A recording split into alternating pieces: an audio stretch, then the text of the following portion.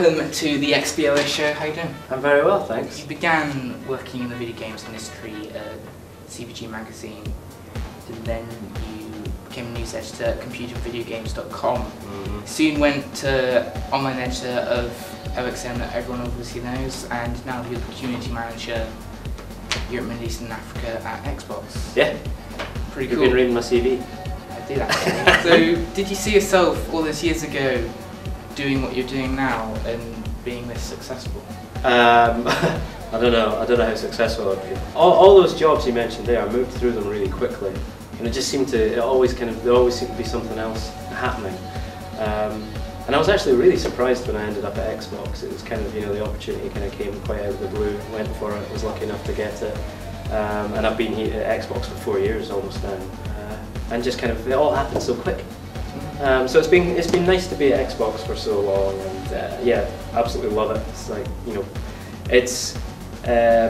it's a dream job, but that doesn't mean it's not sometimes busy and sometimes stressful. So a lot of people looking to get a break into the video games industry might not know what a community manager does. Yeah. What does your typical working week involve in terms of shaping the Xbox community? It's a good question. I wish I could answer it. No, community management is a funny thing because it can, it's actually a lot underneath it. So it's everything from kind of forum management up to making sure that community is wrapped up in some of like massive campaigns that you roll out. So launch of a new game or new piece of hardware or a new console even, so on and so forth. So the thing I'd say, like, I don't have a normal working week. Like every week, every day is different, and you think you've got it kind of planned out, and it totally changes. But for me, it's about making sure that I'm aware of what people in the community are talking about, what they like and what they don't like, what are kind of hot topics for them. We do a lot of thinking about what kind of games that are coming up, that aren't out yet. How much are people talking about them?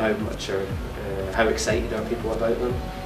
So that kind of stuff. And then there's the kind of direct contact as well, which is probably the best part of the job. So some of the stuff through Twitter, and then we work through Facebook, and we work with our Xbox community network as well. So being quite having really close contact with people in the Xbox community, and that's the really rewarding bit, right? Because that's when you're meeting real people who really love Xbox, and that's a lot of fun.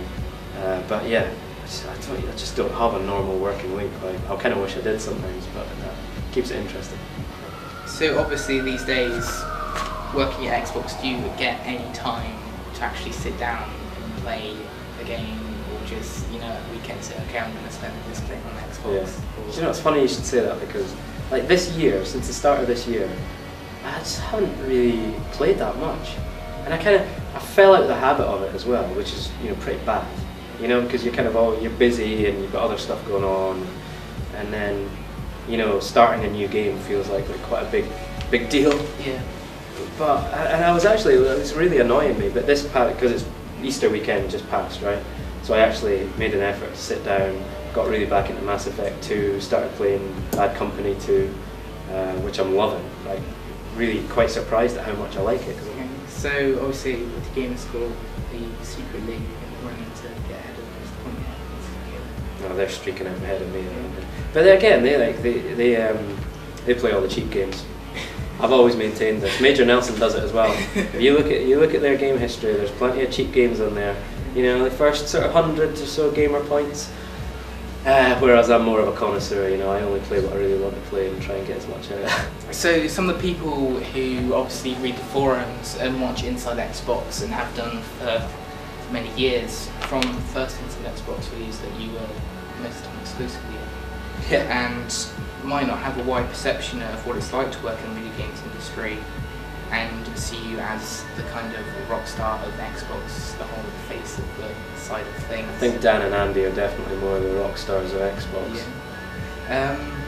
They've even got the right hairdos and everything. Do you think that people should know about some of the dark and horrible gritty sides of things? Yeah. I don't know if it's dark, horrible and gritty. But yeah, no, I suppose it is sometimes. I guess, you asked about the sort of typical working week, and a big part of that working week is doing spreadsheets and PowerPoint and kind of, those real work, basically, do you know what I mean?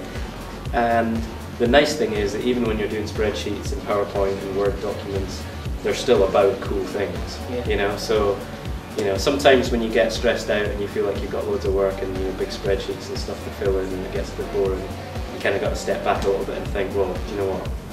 I could be doing spreadsheets about like photocopiers or something like that. So it's pretty nice. Do you feel that gaming causes positive influence in bringing people together with friendships and relationships that grow through online gaming and offline gaming and meeting other people with events and all that kind of thing? Definitely.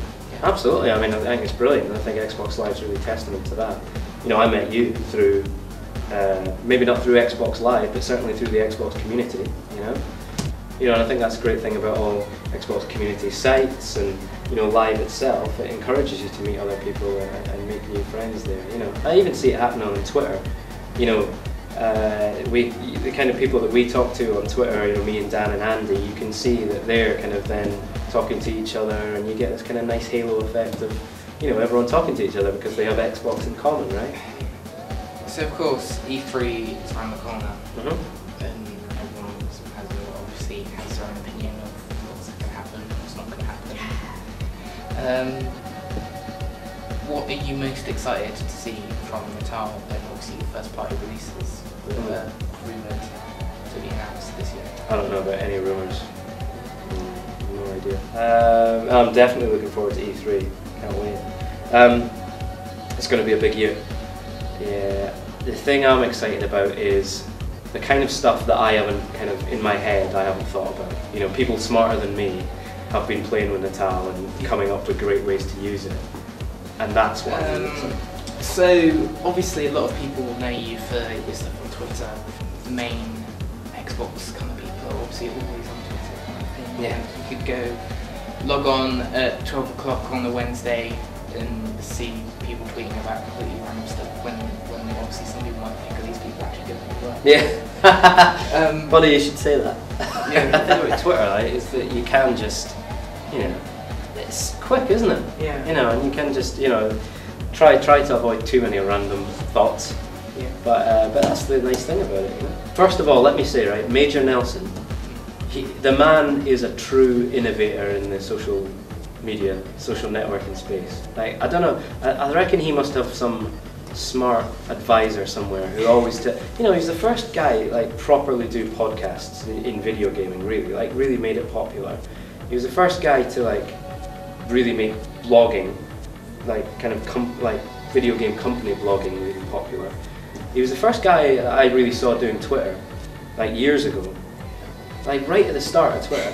Like I used to do a little bit of blogging, and that was fine, but it took a while to do a blog post, and then, you know, people would comment on it, but then it wasn't really easy to kind of have that conversation with people, whereas Twitter you can just, you know, answer questions really quickly, like go directly to people. I love that. And like I speak to loads of people on Twitter now that if all I posted was new on Marketplace today is some, you know, that would just be really boring, I think. So I think it's probably a good thing to you know, put a bit of myself in there and talk about, you know, Aberdeen football and my Sunday League team. And do you feel the community of networks provide that kind of infrastructure role in terms of shaping gamers online and off the Xbox experience? You know, we never forget that it's you guys that do all the hard work, right? We are just there to try and help a little bit, you know, being in contact with you and helping you out as much as we can. I think that's more a question for you. Do you think we provide a good enough service? I don't know. Is there anything else you'd like to share with the XBLA show? I suppose the only other thing I'd like to say is basically thanks, right? Thanks to you, like to the Xbox community as a whole. Like thanks for just being the Xbox community, you know? This has been Graeme Boyd on this exclusive episode of the XBLA show. Make sure you check out the forums and the website. Hi everyone, I'm Xbox Live's Aceybongos, and I want you to rate, comment and subscribe to the XBLA show, or else.